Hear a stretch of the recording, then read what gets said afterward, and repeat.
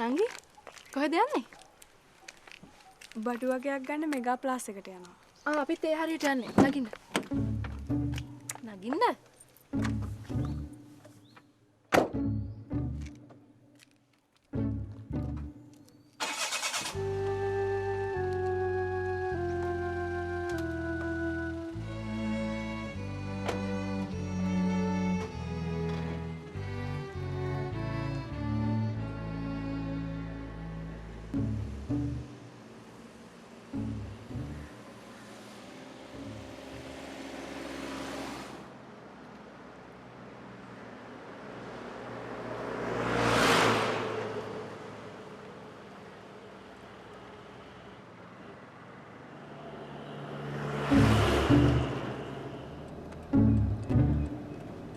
අක්කේ මම මෙතනින් බහින්නද? පොඩක් ඉන්න නංගි. ඉස්සරහෙන් අයින් කරලා නවත්තන්න. අයිෂ් අන්න මල්ලි යනවා.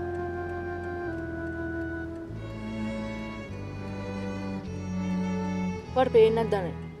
අර මල්ලි යනවා. ඉතින් මට මොකද්ද කරන්න කියන්නේ? වාට ඕනනම් ගිහලා කතා කරගන්න දෙයක් කතා කරගන්න.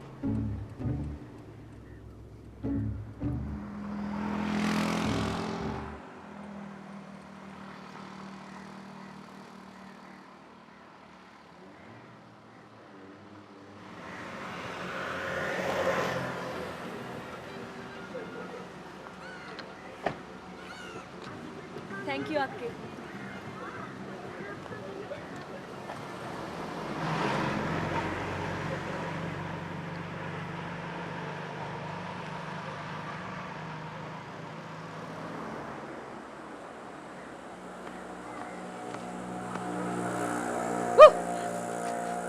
මම පය වෙච්ච තරමක්.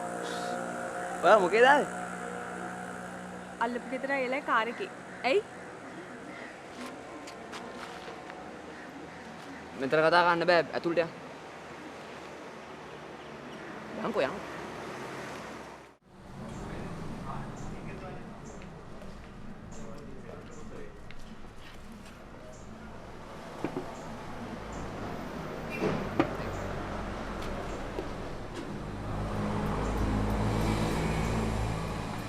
මම මේ මෙහෙම ගමනක් ආවමයි. මට නිකන් මොකද්ද වගේ. මේ විකාර කියවන්න දු මේ කන්නකෝ. මේ ඔයා කිව්ව නේද අද ඔයාගේ අල්ලපු ගෙදර අයියලා කාර් එකේ කියලා? ඔව්. ඇයි? නෑ මේ මම ෆුඩ් කෝට් එකට එන්න පාර මාරු වෙනකොට අපේ ආයශයිලේ කාර් එක මං ඉස්සර නවත්තගෙන හිටියා. අක්කා තමයි ඩ්‍රයිව් කරේ. මොකක්? අයේෂ් කියන්නේ ඔයාගේ අයියද? ඔව්. මගේම අයියා නෙමෙයි. පොඩි කාලේ ඉඳලා අපේ අම්මයි තාත්තයි තමයි හදාගෙන තියෙන්නේ. එතකොට පින්කි කියන්නේ ඔයාගේ අක්කා? ඔව්. ආයේෂ් අයියා ළඟදී තමයි මැරි කළේ. අයේෂ් අයියා අපේ ගෙදරට එහා ගෙදර ඉන්නේ. බොරුළු පාර ස්කීම් එකේ? ඔව්. මං හි දෙපාරක් නැවිත් තියෙනවනේ. ඒ තල්ලපු ගෙදර ඉන්නවා කියලා මන් දන්නේ නැහනේ. අපරාධෙම. එහෙම නම් ඉතින් මෙහෙම හැංගියන් ගිලව කරන්න ඕනේ නැහනේ. කෙලිම අයියලා ගෙදරට ඇවිත් අයියටත් කියලා මාව හම්බෙන්න තිබුණා. අම්මෝ ඒ ගැන නම් හිතන්නවත් එපා. අයියේ ඔයා දන්නේ නැහැ චානුල්. අපේ තාත්තයි ඔයගලන්ගේ අයියේ නයි වෛරයි. ඔයගලන්ගේ අයියලා අපේ ගෙදර එහා පැත්තට ආපු දවසේ ඉඳලා අපේ තාත්තා හදන්නේ ඒගොල්ලන් එලෝ ගන්න. අපේ තාත්තා ඔයගලන් ඇයට ගහලත් තියෙනවා. පොලිසිය අරන් ගිහින් කූඩුවේ දාලත් තියෙනවා. ඕගලන්ගේ අයියා හරි අපේ තාත්තා හරි දැනගත්තොත් අපිට මේක කවදාවත් කෙරෙන්න දෙන්නේ නැහැ. ඒක නිසා පුළුවන් තරම් කාලයක් මේක රහසක් විදියටම තියාගමු. ඔයාට තේරෙනවද මං කියන දේ?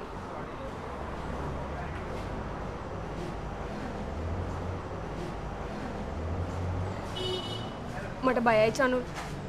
මං ගෙදර යන්නද? මට තේරෙන්නේ නැහැ සමාධි.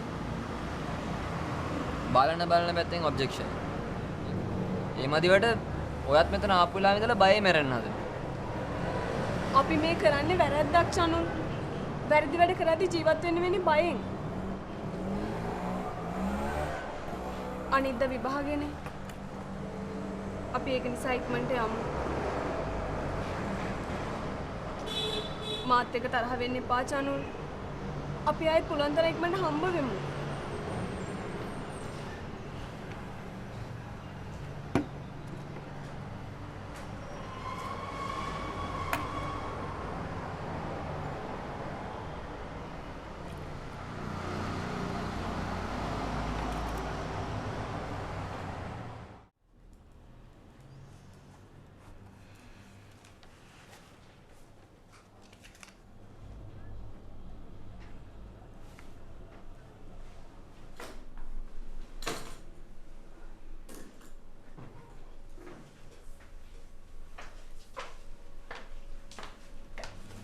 කොහෙද යන්නේ?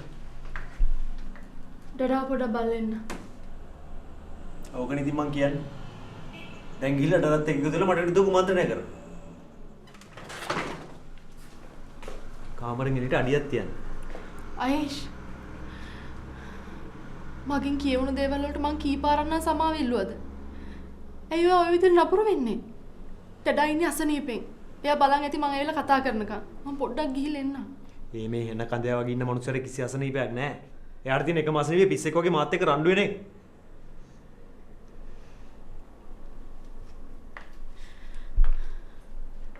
ඔයා මොනවා කිව්වත් කරත් ඔයාට තියෙන ආදරයෙන් මං මේ හැම දෙයක්ම ඉවසනවා. ඒකනේ ඔයා විදිහට මාව රිද්දන්නේ.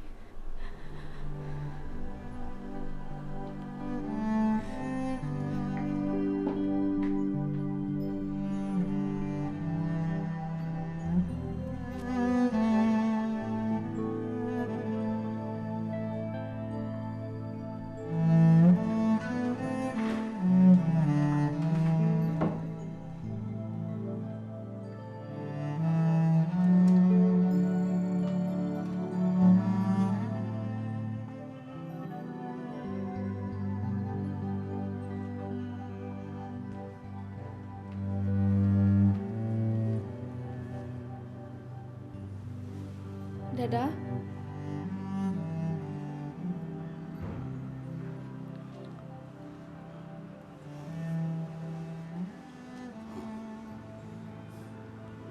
ඉඳ ගන්න ඩාලින්. ඩඩා ડોක්ටර් ගාවට ගියාද?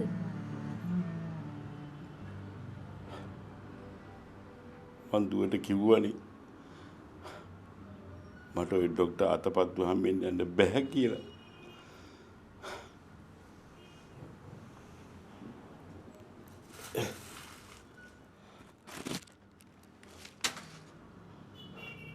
පේනවනේ බෙහෙත් කන්දරා ડોක්ටර් කියනවා මේ ස්ට්‍රෙස් වලට මාසයක් දෙකක් බෙහෙත් තරම් හරියන්නේ නැහැ කියලා. මං කොහොමද පින්කි මේ ජරා බෙහෙත් දිගින් දිගටම ගන්නේ?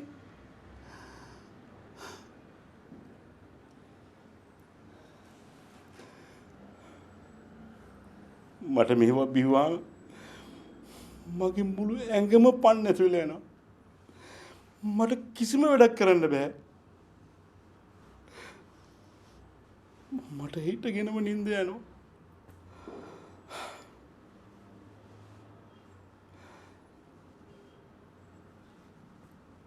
මෙහෙම ගියොත් මේ බිස්නස් කරන්නේ කවුද? ඔයා බලනවද? නැත්තම් අර ඔයාගේ විකාර මිනිහා බලයි කියලාද?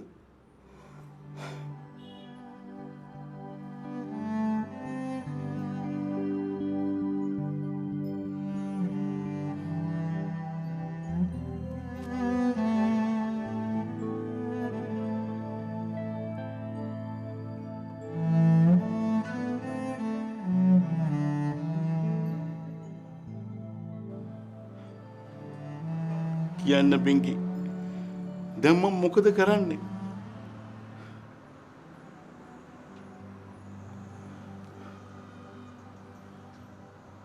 ඔයා හරි හම මිනිහෙක්. මැරි නොකරපු එකේ කර්මේ ගෙවන්න වෙලා තියෙන්නේ මට.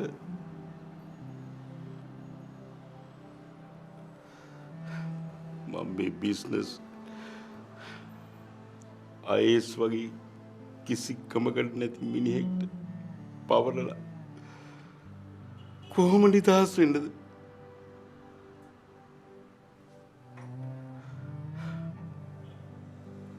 ඔය මිනිහගෙන් නිදහස් වෙනකම් මගේ මේ ඔළුවේ අමාරු කවදාවත් හොඳ වෙන්නේ නැහැ පිංකි.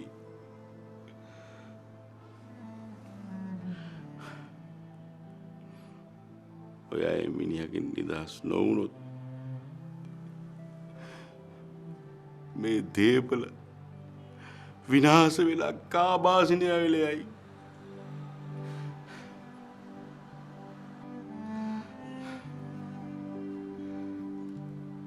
අනේ ඒක විතරක් මතක තියාගන්න.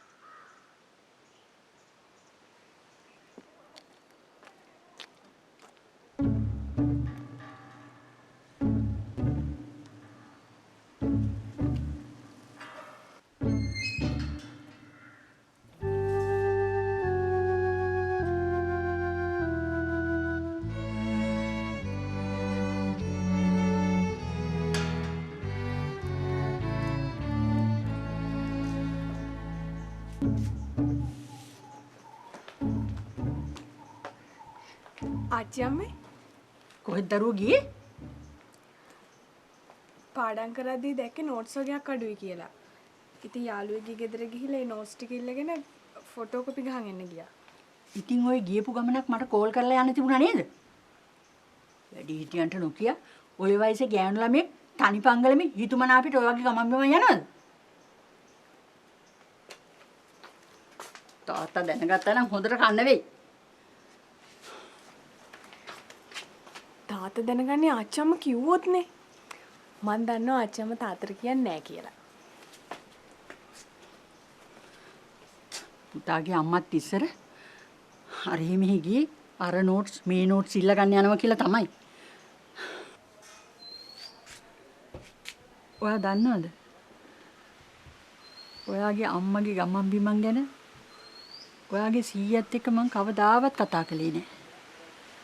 හරියට දැන් පුතා තාත්තට කියන්න එපා කිව්වා වගේ තමයි. පුතාගේ අම්මා කරේ මට බොරු කිය පුතාගේ තාත්තත් එක්ක රවුම් ගාපු එක. පුතාගේ තාත්තා ගුණ යහපත් බුද්ධිමත් මිනිසෙක් වෙලත් මොකක්ද අන්තිමට සිද්ධ වුනේ? දෙන්නගේ හිතුමනා අපිට වැඩ කරලා කසාදෙත් කඩා කප්පල් කරගෙන දෙන්නගේම ජීවිත අවුල් කරගත්තා. අන්තිමට පුතාගේ ජීවිතේත් අවුල් වුණා. මම මේ පුතා වැරද්දක් කරනවා කියලා හිතාගෙන කියනව නෙවෙයි. ඒත් ගෑනු දරුවෙක් ගෙදරින් එළියට පය තියනකොට ඒ ගෑනු දරුවා යන්නේ කොහෙද මොනවද කරන්නේ කියලා ඊටම වැඩිහිටි අපි දැනගෙන ඉන්න ඕන. පුතාගේ තාත්තා හිතාගෙන ඉන්නේ පුතා ගෙදර ඉන්නවා කියලා. මාත් එහෙමයි. ඒත් ගෙදර ඇවිදලා බලනකොට පුතා ගෙදර නැහැ. අපි කොහොමද දන්නේ? අපේ දරුවා කොහෙද ගියේ? මොනවද කරන්නේ මොනවද උනේ කියලා.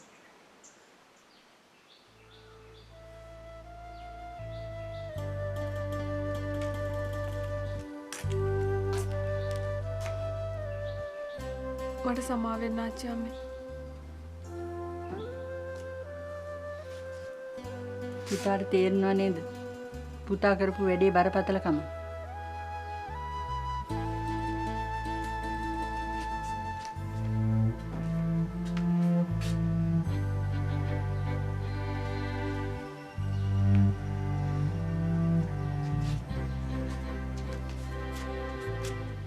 මම මේවා පුතාට කියන්න හිටියේ ටික කාලෙකින් ඉඳන්.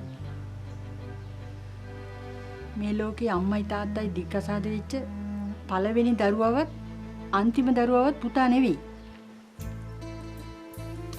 මේ දේවල් එහෙම සිද්ධ වුණයි කියලා පුතා හිතුවක්කාර වෙන්න හදන්න එපා. කොල්ලෙකුට වගේ නෙවෙයි කෙල්ලෙකුට. ජීවිතේ වරදින්න පුළුවන් එකපාරයි. ඒ පාර වැරදුනොත් වැරදුනාම තමයි.